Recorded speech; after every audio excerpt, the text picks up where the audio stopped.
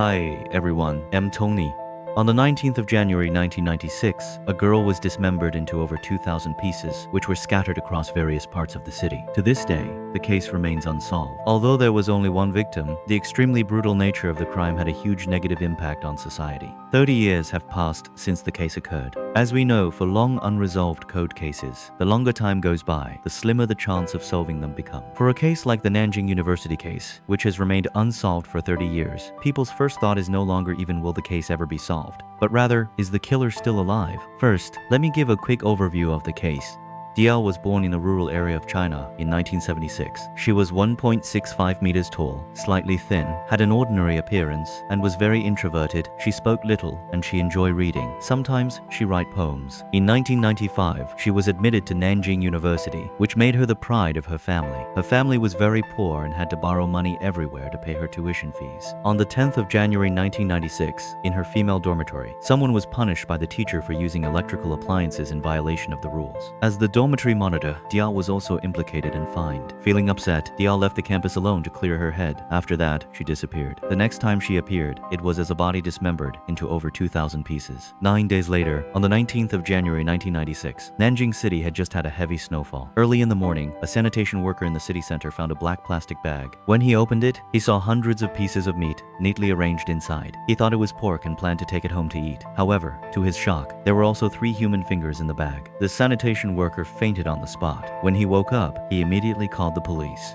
In the following days, more human body parts were found one after another in many locations in Nanjing City, some in trash cans, some in tree holes, and some even openly placed by the roadside. The packaging varied, but there were similarities. The killer had cut the victim's body into small pieces and arranged them neatly, and some parts had been cooked. It's unclear if this was for eat. All the body parts were found near Nanjing University. What puzzled the police was that although the victim's head had also been cooked, her face was not disfigured. It was as if the killer intentionally made it easy for the police to identify the victim, a clear provocation against the police. After this, the police issued a notice to check for missing persons in the surrounding area. Upon hearing the news, Nanjing University sent people to check. After identification by her classmates and teachers, the victim was confirmed to be Diao, who had been missing for 9 days. Almost all the classmates who participated in the identification cried, vomited, or fainted to varying degrees. The scene was in chaos. Some of them even became vegetarians afterward. This shows just how cruel the killer was. There are many photos of the case online, but it's hard to tell which are real and which are fake. All of them are terrifying. If you have a weak stomach, it's best not to be curious and search for them online. Nanjing mobilized all its police forces and set up a special investigation team to conduct door-to-door checks of all residences near Nanjing University, including areas around the body dumping sites. At the same time, the police went to Nanjing University and interrogated every staff member. They even conducted separate interrogations of people with criminal records. However, after several months, no clues were found. The police had no choice but to withdraw,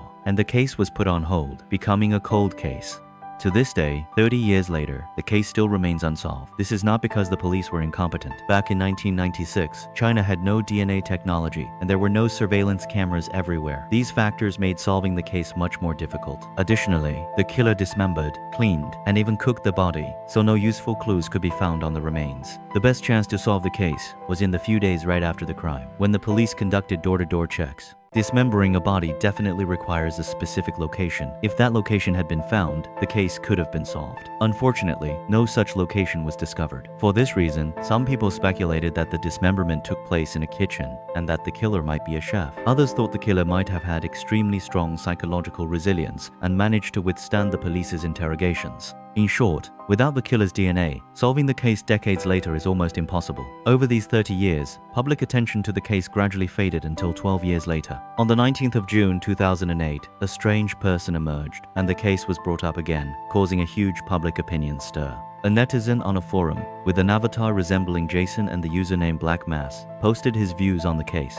He said he was not a policeman, just an ordinary person, but he had carefully analyzed everything about the killer, including the motive for the murder, the killer's identity, and the modus operandi. He wrote, "Shortly after Diao enrolled in the university, while shopping near the school gate, she accidentally came into contact with foreign music CDs. Having just arrived in a big city, She was immediately attracted by this music she had never heard before. However, CDs were quite rare at that time, and even the cheapest CD was a luxury for this poor student. At that moment, the killer, who was the owner of the CD shop, appeared. He took the initiative to introduce the music to Diao. When he learned that Diao couldn't afford to buy a CD, he even invited her to his place, saying he had more CDs and better playback equipment there. The killer appeared mature and steady, with a gentle and refined demeanor. In the end, he gained Diao's trust. They got to know each other and soon became friends. They often went to the killer's residence. As for what they did there, I'll skip the details.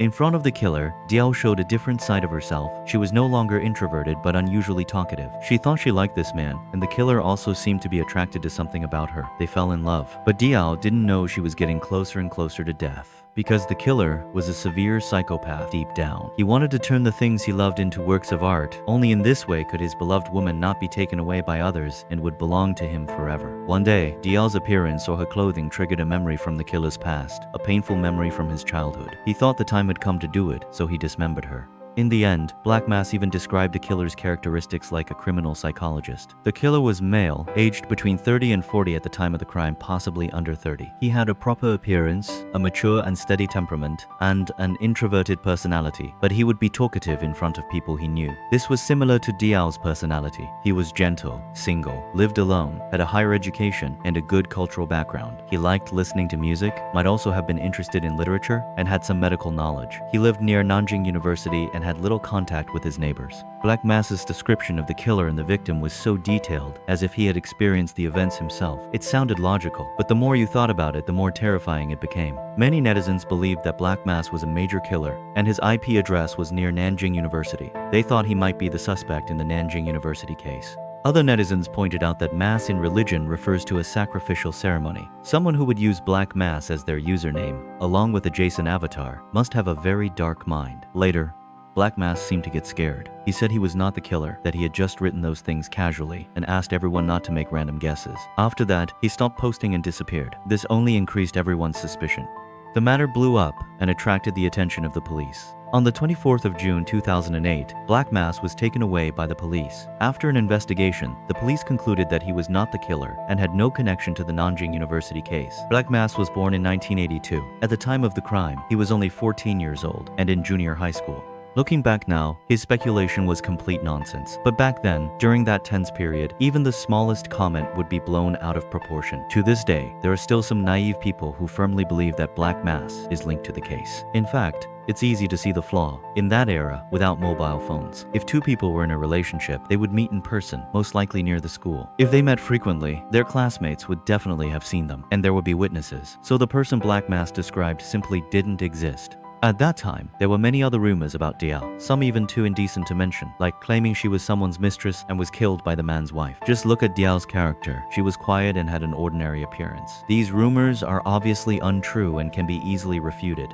Finally, one last question. Will the Nanjing University case ever be solved? There are many cases in China that were solved after many years. The longest one took 31 years. But all those cases had some clues, such as fingerprints or DNA. However, in the Nanjing University case, the body was dismembered into over 2,000 pieces, cleaned and cooked, and the crime scene was never found. In fact, there are no valuable clues at all. Some people even consulted Dr. Henry Lee, the famous Chinese-American forensic scientist, in person. Lee also believed that without the killer's DNA, fingerprints, or the original crime scene, it would be almost impossible to solve this case. Others hope that when the killer is old, he will feel remorse and turn himself in, but this is almost impossible. Although the case remains unsolved, in today's era, with advanced DNA technology and surveillance cameras everywhere, such a case can never happen again. At the same time, I hope there will be no more evil in the world. See you next time.